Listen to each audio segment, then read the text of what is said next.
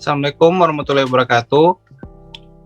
Kami dari kelompok 6 akan mempresentasikan hasil diskusi kami tentang perencanaan aplikasi GIS dengan mata kuliah Sistem Informasi Geografis.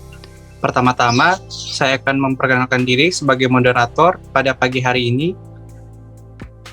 Kelompok 6 ini terdiri dari 6 orang, yaitu Muhammad Ali Fatarani, Falul Rozi, Valdiansyah, Hesti Puspitasari, Olive Angelson, dan Hailur Anwar. Pada kesempatan kali ini, kami akan memperkenalkan aplikasi apa yang akan digunakan untuk praktek perencanaan aplikasi GIS. Untuk pemateri pertama, saya silahkan.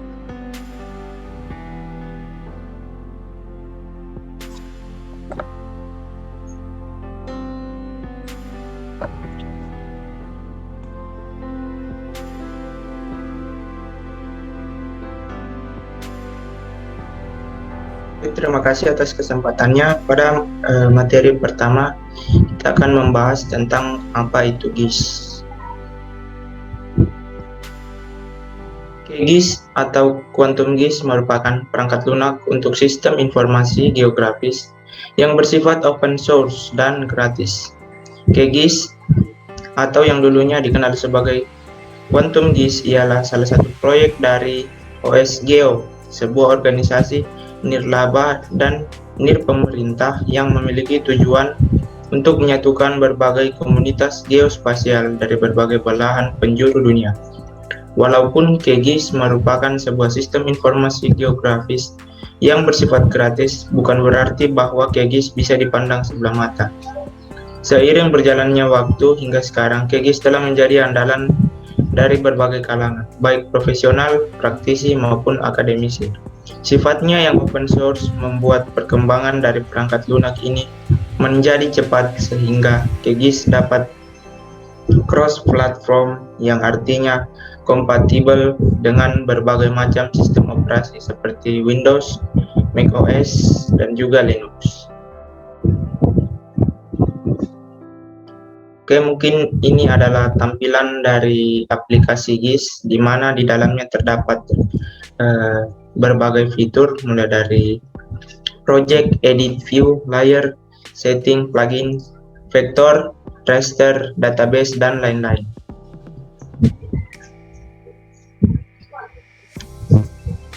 Penjelasan GIS. Dalam aplikasi GIS terdapat beberapa tools yang dapat digunakan dengan fungsi yang berbeda-beda. Adapun toolsnya sebagai berikut.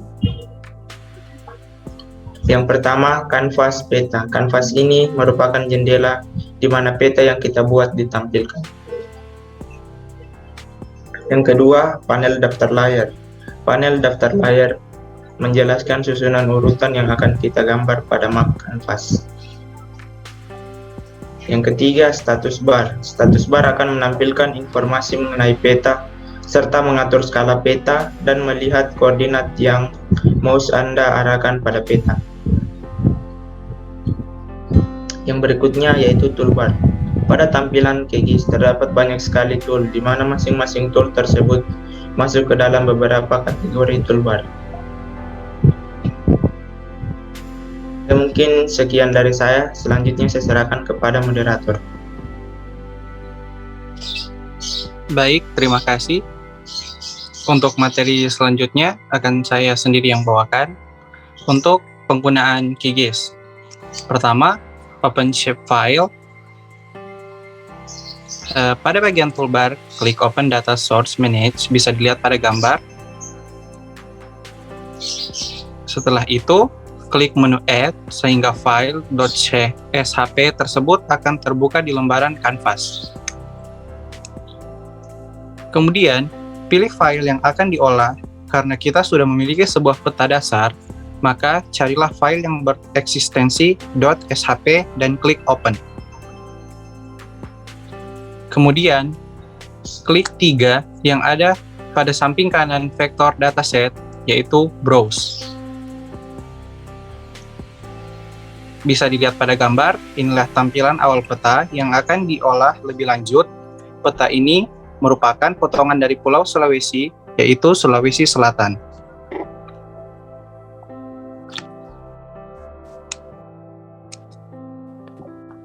Pengenalan tool pada QGIS bisa dilihat pada gambar.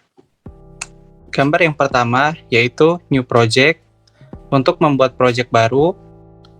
Gambar kedua adalah Open Project untuk membuka project yang telah dibuat sebelumnya. Gambar yang ketiga Save Project untuk menyimpan project yang baru saja selesai dibuat. Untuk gambar keempat Pen Map untuk menggeser peta ke tempat yang diinginkan. Gambar yang kelima, zoom in untuk membesar ukuran peta, zoom out untuk memperkecil ukuran peta, zoom full untuk mengembalikan ukuran awal peta pada ukuran asli peta. Gambar ke-9, select feature untuk memilih bagian-bagian yang ada pada peta. Gambar ke-10, deselect feature untuk menormalkan kembali bagian peta yang dipilih. Gambar ke-11, open attribute table untuk membuka tabel atribut pada layar atau peta. Untuk materi selanjutnya, saya persilakan untuk pemateri.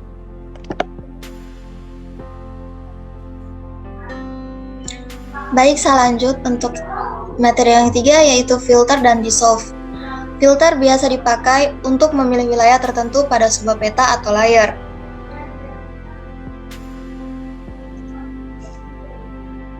Yang pertama yaitu klik kanan layar atau peta yang akan difilter, kemudian pilih filter. Selanjutnya yaitu klik 2 kali yang ingin difilter. Misalnya di sini kita menggunakan CapCut, lalu klik sama dengan dan sampel, terus klik 2 kali ke Makassar. Selanjutnya jika sudah benar akan muncul seperti gambar di bawah ini, lalu kita mengklik OK. Setelah difilter maka hasilnya akan seperti gambar di bawah, yaitu peta yang sangat kecil karena hanya kota Makassar yang tampil. Selanjutnya kita gunakan zoom in untuk memperbesar peta agar dapat terlihat dengan jelas. Lalu untuk memisahkannya dari Sulawesi Selatan sebagai peta baru yaitu kota Makassar, caranya klik select, feature, dan blok semua peta. Selanjutnya untuk menyimpan pada bagian layers di sebelah kiri, klik kanan peta tersebut dan pilih export, lalu pilih save, select future as. Pada bagian format, pilih S3. Lalu untuk file name, klik titik 3 di sampingnya dan tentukan tempat untuk menyimpan. Kemudian pilih project CRS 4326 pada CRS, kemudian pastikan save only, select future, tercentang, dan klik OK. Selanjutnya, karena kita akan fokus pada peta Makassar, peta yang sebelumnya bisa dihapus, yaitu pilih peta dan klik remove layer. Untuk materi selanjutnya saya serahkan kepada moderator. Baik, untuk pemateri selanjutnya saya persilahkan.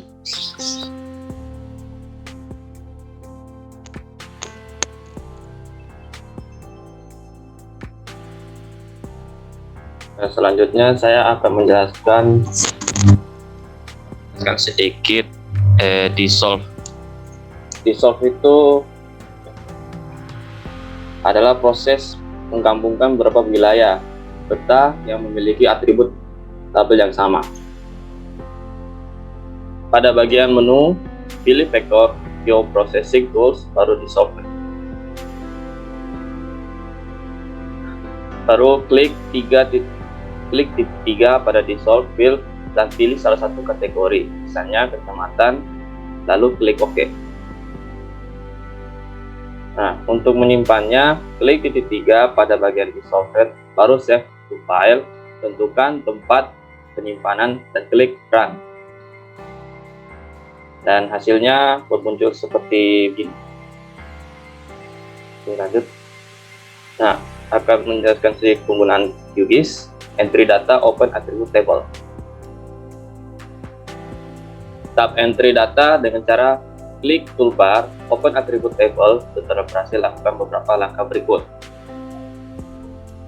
Untuk mengubah data dalam table, kita harus aktifkan toggle editing mode yang berada di sebelah kiri atas dan berbentuk pensil. Pertama adalah hapus data dengan cara klik delete field, kemudian pilih data yang akan dihapus dan klik OK. Selanjutnya kita masuk ke tahapan penambahan data pada tabel pada peta. Caranya yaitu klik new field seperti ini. Untuk penjelasan penggunaan QGIS, kembalikan ke moderator. Baik, terima kasih.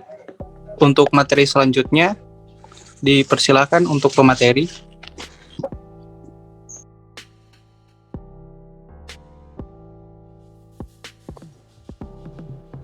Ya, baik, terima kasih. Saya akan melanjutkan penjelasan dari saudara saya, yaitu setelah itu kita masuk di name dan comment seperti gambar di samping. Sedangkan untuk tipe ini bisa pilih sesuai kebutuhan, di mana integer untuk angka bilangan bulat 0 sampai 9 dan decimal number untuk angka desimal. Dan untuk teks sendiri dia untuk jenis data dan data untuk data panggilan.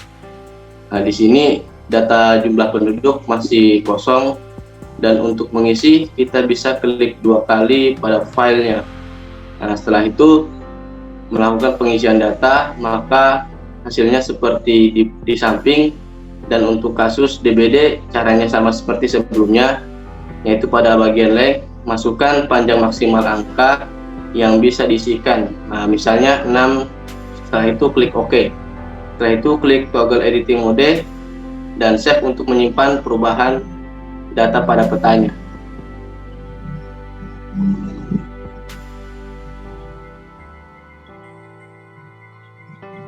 Ya, untuk selanjutnya bagian 5 itu visual peta. Di sini kita masuk ke pemberian warna pada peta.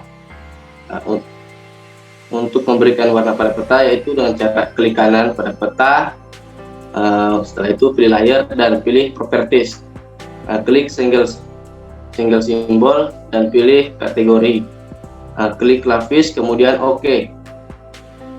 Setelah itu pada bagian foul pilih kecamatan dan klik random color pada color ramp dan pilih salah satu warna yang diinginkan. Dan hasil pada warna peta seperti hasil di samping pada gambar. Saya serahkan ke moderator.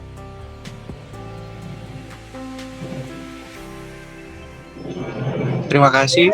Untuk pemateri selanjutnya saya persilahkan.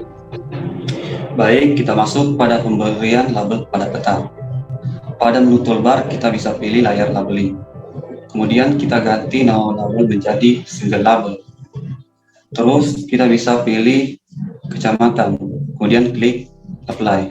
Sekarang peta kita bisa menampilkan label seperti gambar di samping. Kemudian kita masuk pada bagian layout. Pada menu layout, kita klik help, kemudian masuk about. Menu about ini bisa menampilkan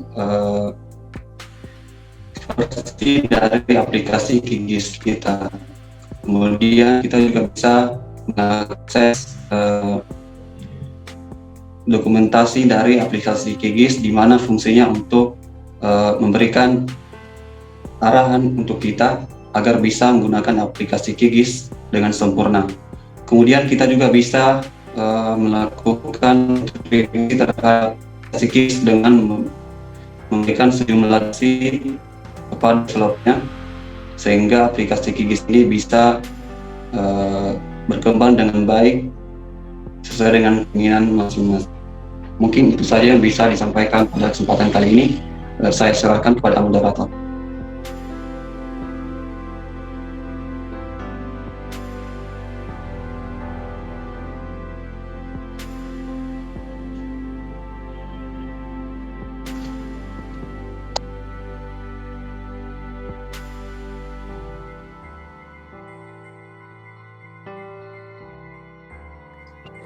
Baik, terima kasih untuk semua pemateri.